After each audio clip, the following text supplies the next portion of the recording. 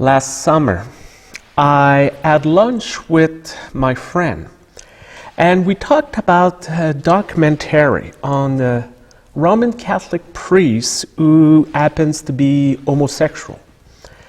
And my friend, who does not go to church, was puzzled by this. He was wondering how this man could continue to be part of an institution that does not have a good track record with the LGBTQ community.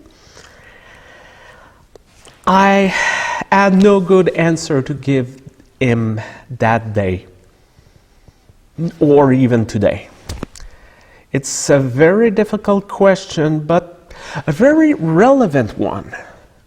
Why does someone want to be associated with a group that behaves like a country club, or would rather condemn you than welcoming you? If I can use a very United Church example, after our long involvement with the residential school system, why someone from the First Nation would still want to be part of our denomination? They have all the reason in the world to leave our church, and many did, and yet others remain. And why? I don't know. Well, the same question could be asked about the poor widow we encounter today in Mark's Gospel.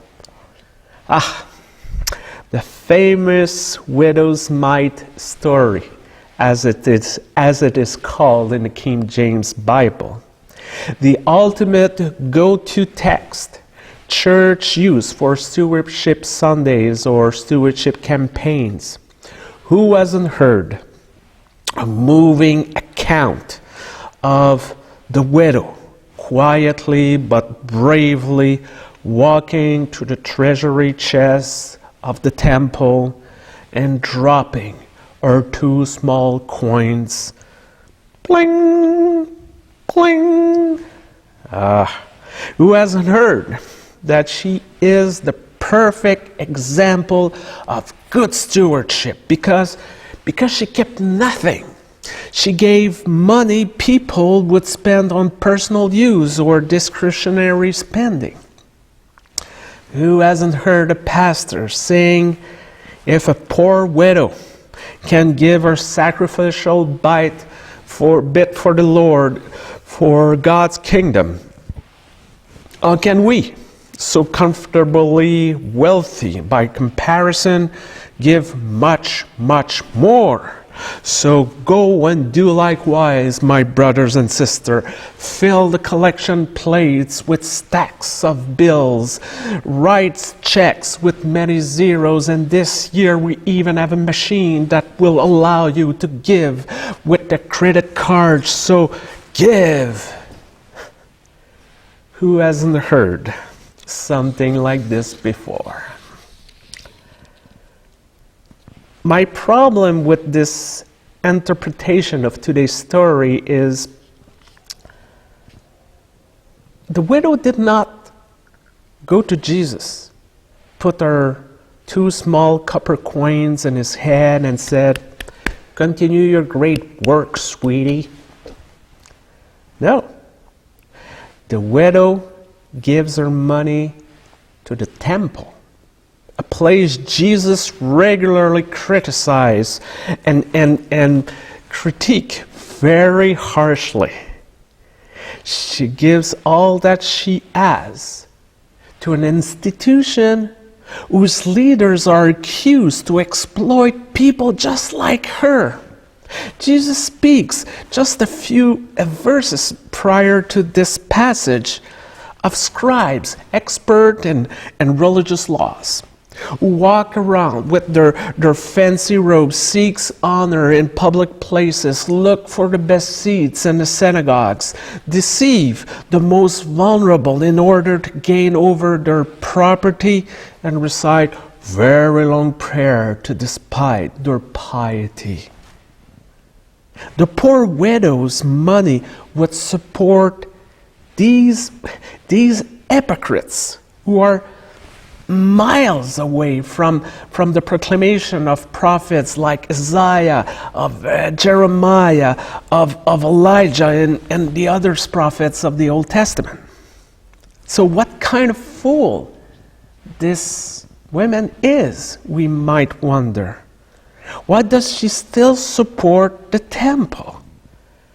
Because she has all the reason in the world to have to do anything with them.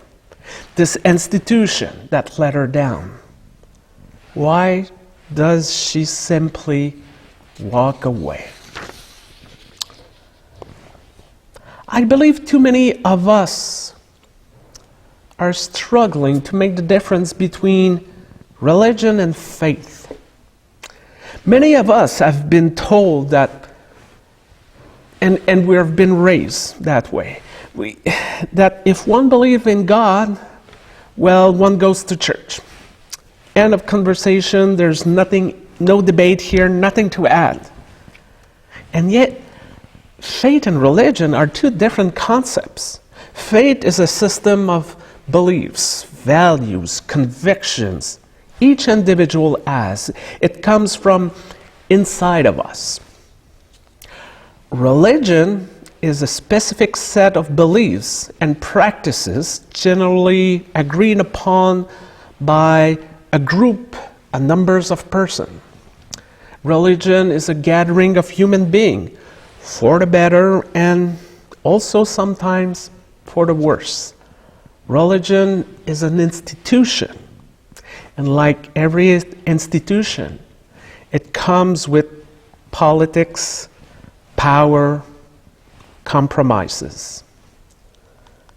We will never know why exactly the widow gave her last 2 copper coins to the temple. Perhaps she gave out of a sense of obligation or social pressure. Perhaps she gave her money to the temple out of habit, coming and giving week after week, day after day. Or maybe, just maybe, the widow gave because she was able to make that difference between faith and religion. Maybe she gave out of her beliefs. Maybe she wanted her last act before dying to be the reflection of a life anchored in generosity. Maybe she gave her last 2 coins out of a sense of hope. This kind of hope that makes us care, act, and donate to the poor, even if we know very well it will be never enough to solve the problem of hunger in our world, in our community, in our whole neighborhood. Maybe she was like many of us, not perfect, far from it. But we're still trying to live our lives according to our values, our beliefs, our faith. Maybe the poor widow gave everything she had because she was committed to God's vision for our world. In her book, The Case for God, the author Karen Armstrong interestingly notes that when Jesus asks us to believe, it is not belief in some list of doctrines and practices is demanding. Instead, Jesus asks us to commit ourselves to be His disciple in this world. And Armstrong wrote, Jesus wanted disciples who would engage with His mission, give all they had to the poor, feed the hungry, refuse to be hampered by family ties, abandon their pride, lay aside their self-importance and sense of entitlement, live like the birds in the air and the lilies in the field, and trust in the God who was their Father, and live compassionate lives, not confining their benevolence to the respectable and conventionally virtuous. I believe we can agree that the church is not perfect. It has never been, it will never be. Our leaders made mistakes in the past, are making mistakes today, and will continue to make mistakes in the future. Our institution has too many boundaries, too many rules, too many exceptions. Our congregations are always looking for more money. It is often the reason for planning an all-member visitation initiative. And we tend to praise and write beautiful articles on those making large and huge donations while forgetting those who faithfully volunteer to vacuum our hall for 25 years. Sorry. And we know this. Oh yes, we know all of this. And yet we gather on a Sunday morning or through a video camera. And we gather because we believe that a congregation like Kanata United Church is still the best tool at our disposal to live our faith, our beliefs, our values. We are here because we believe this church is not necessarily the only place we can meet God, but a good place where we can learn how to meet God everywhere and help people to encounter God wherever they are. We come here to share our joy and our pain with one another. And yes, we give to this church. I hope not because of obligation, pressure, manipulation, or guilt, but because generosity is important for us.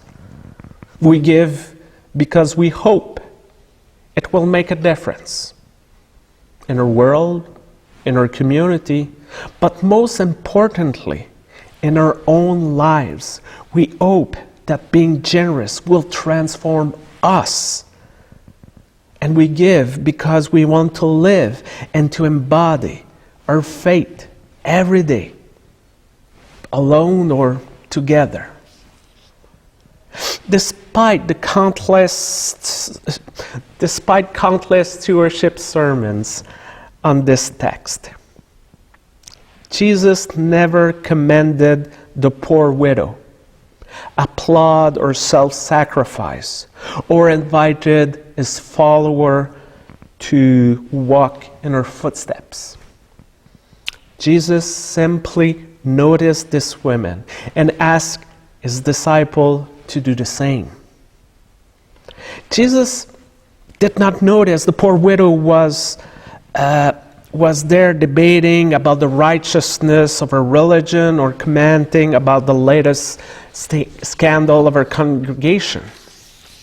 He noticed her because she was living her faith. She was acting out of her beliefs. The poor widow was putting her last 2 coins where our values were. Our donation might not have changed the theology or the policy of her church, but it was significant for her because it meant everything for her. And that's what is great about this story. Amen.